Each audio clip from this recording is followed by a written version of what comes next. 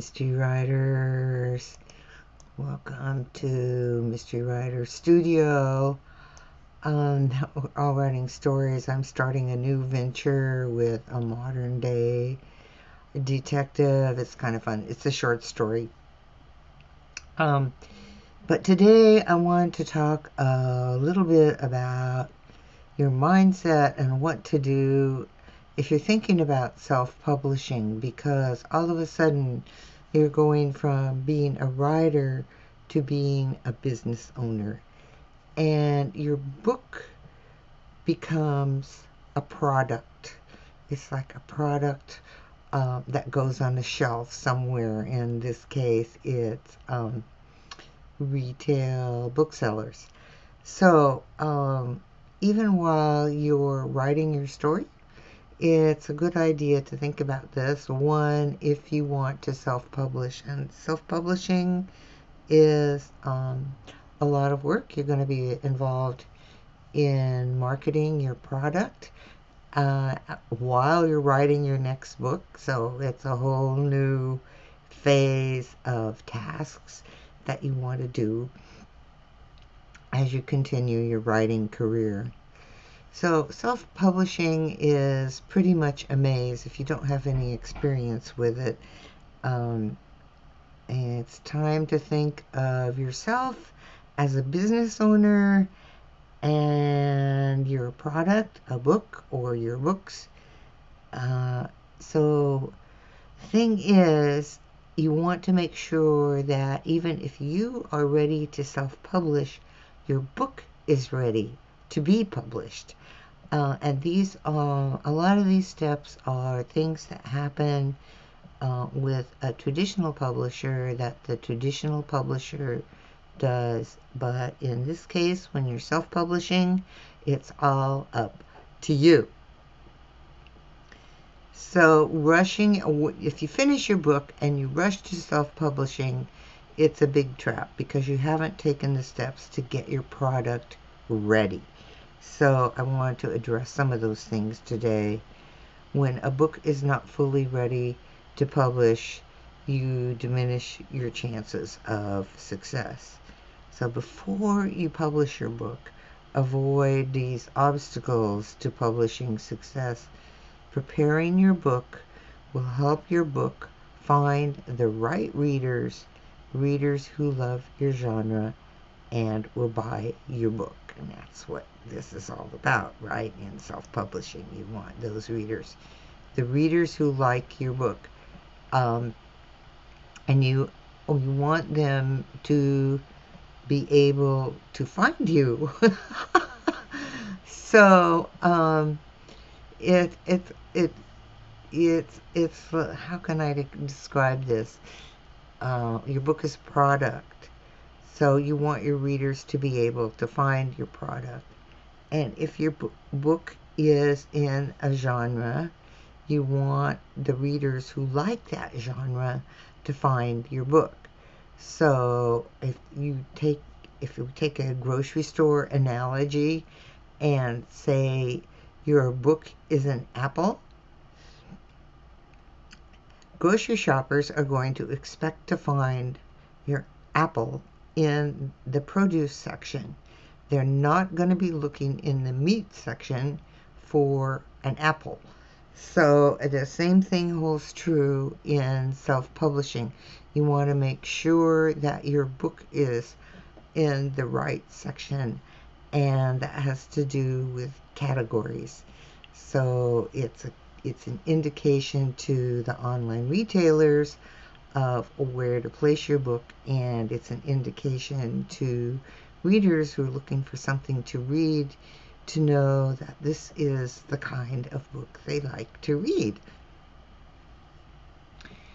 So you don't want to skip all these getting ready to publish steps. It's like dressing your book for success, because appearance matters, and potential readers judge your book by how it looks, and that's just part of how it is. It's part of packaging, just like packaging is a part of any product. So let's look at some things you don't want to skip, and you want to be clear about these things. One is, whatever your book's genre, you don't want to skip the genre expectations. People who read in a genre have reader expectations. And when you launch your author career, you want to meet those genre reader expectations. If you don't, they won't buy. Or worse, they'll buy expecting something and not getting what they expected, and then they'll write a bad review. You don't want either of those things to happen. Each genre varies in expectations, like manuscript length, character type, settings, theories, viewpoint choices, and plots. And we're writing mysteries, so we want to meet mystery reader expectations for our book. So we want to have a great detective. We want to have baffling suspects. We want to have a villain who's worthy of being an opponent for our detective, but we want to keep them hidden until the end. So those are some of the major expectations that mystery genre readers have. And then, of course, there are subgenres. So, for example, within mysteries, there are cozy mysteries and noir. And those subgenres also have reader expectations. So readers who enjoy noir mysteries are going to have different expectations than readers who enjoy cozy mysteries. So you want to make sure that you're on target with reader expectations. And if this is your first book, I would like to suggest that you stay pretty strong within the genre. Mixing genre can confuse readers. It's harder for them to find your book because you don't know which category to put your book in. Oh, that was a terrible sentence, but and of course, right from the beginning, you want to make sure that you have edited your book. So you want to make sure that your spelling is great and your spelling is consistent. For example, that a character's name is spelled the same way throughout the entire book. And you want to make sure your grammar is strong and that you've used your punctuation correctly. All these things matter. If a reader looks at a book, whether they're in a bookstore and they're flipping through and they look at the first page, or they're on a retail site like Amazon where it says look inside and they look at your first page and there are spelling errors, even if they're typos, they're still spelling errors, or blatant grammar mistakes, they probably aren't going to buy your book. So spelling and grammar count. They just do. They actually help sell your book.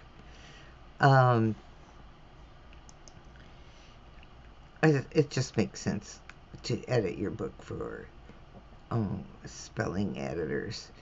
Now, just a little bit about editors. Copy editors work to make your writing smooth. They address clarity and syntax and flow. And I do suggest that you do have a copy editor because the better the reading experience, the more your readers enjoy your book. A copy editor can change a ho-hum scene to something that sparkles with electricity through the language. It's all about language. And they actually refine the aesthetics of your books. And after you've made those editorial changes, then you want a proofreader to check your manuscript for the nuts and bolts of grammar and punctuation and spelling. My suggestion is also that before you send your manuscript to a professional editor, that you do some serious editing yourself. There are editing tools out there like Grammarly and Pro Writing Aid, which will help you catch a lot of those errors. So the less time your editor spends fixing those little tiny things, the faster they go and the less it costs you. And then another thing you want to do is make your book beautiful and appropriate, and that has to do with the book cover. A poorly designed book cover screams amateur. It's a huge marketing tool for your product, your book. And it is often the very first thing that a potential reader sees is your cover. So you want your cover to be on target with your genre, the mystery, and you want the design and the font and the whole entire design to draw the reader in, to catch their eye, and to say, oh, I want to find out more about this book. I really suggest, unless you are a professional graphic designer skilled in book cover design, that you hire a book cover designer. Because even if you're a graphic designer, unless you know cover design, your book won't speak to the right readers. And if there's one place that you splurge on your book, then I believe it is the cover. It's the most powerful marketing tool for your book. It's the first thing a reader sees. A bland cover just keeps readers from discovering more because they just skip over it. They'll pass right over your book to another with a more engaging cover, and that's the reality. I'm sorry, but it's true. The reality is that the cover gets the reader's attention and wants them to, and helps them, no, how can I say this? It helps pique their interest in your book. They want to find out more, and that is the cover's job, to get them to find out more. All right, so let's get down to the nuts and bolts of apples and the meat section. And so you want to choose the right categories for your book. For online retailers like Amazon, iBooks, all of them, the more specific your category choices, the better that retail publisher connects the right reader to your book. This is where the category is like saying, put this in the produce section, not the meat section. And if you decide to go wide, which is more than Amazon, all the category principles apply. And also, just a footnote, Amazon suggests avoiding redundancies. You can select up to 10 categories for your book. So you have a lot of opportunity to reach the right readers. So Amazon suggests don't list your book in a category and its subcategories. For example, don't choose fiction, fantasy, historical, and fiction, fantasy. You want to choose the most specific. So in this case, it would be fiction, fantasy, historical, because accurate categories is more effective. It's like targeting the readers who really enjoy your genre and your subgenre. Okay.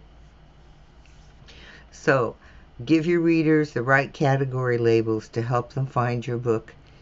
And when you've taken the time to structure your pre-publishing activities, like finding the categories and getting a really great book cover, you're going to be leading readers directly to your book as a choice. And if you publish in both print and digital formats, the categories are separate, so they're going to be a little bit different. The categories for print books are going to be a little different than the categories for digital ebooks. So you need to make sure that you match your category choices to the format of your book. Also, in retailing your book, your product, you can use keywords, and you want to have the right keywords. So keywords are like, how can I say this? Let's keep going with apples. It's like saying Gravenstein or Granny Smith. Once you found an apple, once you found the apples in the produce section, then you're going to choose the type of apple that you have, and that's what keywords do for your book. For Amazon, you can list 7 keywords, and keywords match your book with words readers search, with words readers use to search for a book with your publisher, like Amazon or iBooks or Google Books. So if you have the right keywords attached to your book, when a reader searches for mystery, suspense, thriller, cozy mystery, for example,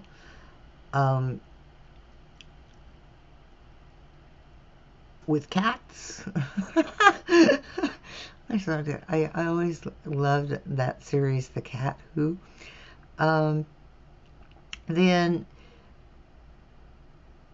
that helps narrow it down, so now your reader knows it isn't just an apple, it's a Gravenstein apple. It isn't just a mystery, it's a mystery, it's a cozy mystery with cats. So keywords are a powerful way to connect readers who search for a book to read when people go online and say, I want to read a mystery, or I want to read a cozy mystery, or it's like, gosh, I wish I could find a cozy mystery with cats. So if your keyword matches their search, your book will display in their search results. And once again, you want to be as specific as possible. Just the way you were specific with your category choices, be very specific with your keyword choices as well. Okay, this is just a brief introduction, and there's so much more to finding the right keyword. And categories, and just one technical term, the categories and keywords are called the metadata of your book. And the metadata is what helps the algorithms of those retail sellers match what people are searching for with your book. Okay, so some people try to game the system by choosing categories and keywords that have low volume search in order for their books to show up because they have fewer competitors. Do not do this, because you won't get the right readers. You won't get the right readers for your book, and they'll either skip over it, or worse yet, again, they'll start reading the book and realize that it's not what they like and write a really bad review. Amazon and other retailers recognize this poor tactic, and if your metadata does not match your book, Amazon will actually remove the bad labels, so it's not worth the effort. All right, so don't be wise. Don't. So let me rephrase that. Be wise. Give your book an honest, fair exposure with correct metadata choices. So here comes the hard truth about self-publishing. You need a marketing strategy. Trusting your book to go even with categories and keywords and all your metadata and a super fantastic cover, trusting that your book listing will automatically sell your book is shooting yourself in the foot. Marketing your book is part of your business as an author. Authors who neglect an online presence as an author significantly reduce the chances of book discovery. So it helps to have a website, and it helps to have an email list where you connect with people who are interested in your genre if your book isn't published yet, or as you publish your books, connects with the readers of your books who are your fans and spread the word about your book. So you can start your marketing before you publish your book, and this will do two things. It will help market your book, and two, it'll get you into the rhythm of being a creative and writing your mystery story, and two, marketing your book and connecting with the right readers who will enjoy what you have written. So you can add a social media channel with you as an author. These are things you can do before your book is published. You can ask your email subscribers to share news about you and your upcoming book. And then make sure once your book is published that you link your book to all your distributors on the book page of your website. Your enthusiasm generates interest in your book, so get your name and your book out there in this new modern online world. So basically what I wanted to emphasize today is to take the time to get everything ready for your book. So you want to have all these things in place as you write your book. It really helps train you to learn about marketing. And when you address these significant details for publishing your book as a self-publisher, you generate exposure for your book, you increase sales, and you gain new readers. And you'll create a success pathway for your book to connect with readers looking to discover a new book to read. And I can't stress enough, your book is not for everybody. And so marketing to everybody doesn't work. You really want to market just the way you did with your category selections and your keywords. You want to be as specific as possible. Let's use the same example. You have a cozy mystery with cats, all right? So you want to market to people who love cozy mysteries, especially cozy mysteries with cats. So people who read noir probably aren't going to be interested in your book, and it doesn't matter. There are millions of readers out there. You just want the readers who like your story. So don't worry about those other noir readers or the action adventure readers. If your book is a cozy mystery with cats, the readers who like books like that are the ones you want, and the rest you don't care about. And I think that's a big mindset. It's really important for your mindset. Your book isn't for everybody. Your book is for people who enjoy the type of book that you write. Competition for new books is fierce. It's absolutely fierce. There are millions of books out there in the self-published world, on the online book retail market. And so the more specific you are, the better chance you'll have of reaching the right readers. Just publishing your new book without taking these steps will not only keep you from making sales, but it's going to turn into frustration and disappointment, and who needs that? It's hard enough to write books. So Use your business mindset to establish yourself as a professional author with your first published book. Pre-publishing activities like editing and genre-specific reader-grabbing cover show you are committed to professionalism.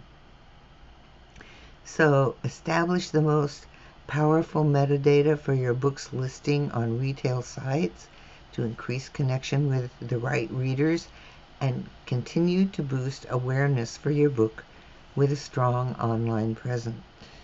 And you'll avoid the newbie author traps that are dead giveaways that you're not a professional. So if you're self-publishing, you want to be professional, you want to act and work as a professional author, and then you'll boost your sales and make your author career successful. Okay, that was a lot of detail, but I hope that helps, and I think that even while you're writing your first book, if you're thinking about these things, it's going to help you when your book is done and you're ready to publish. This was the very basics today, but I wanted you to be aware of them. And I hope this helps. And if you have any questions, feel free to ask away in the group. And meanwhile, keep writing. Thank you.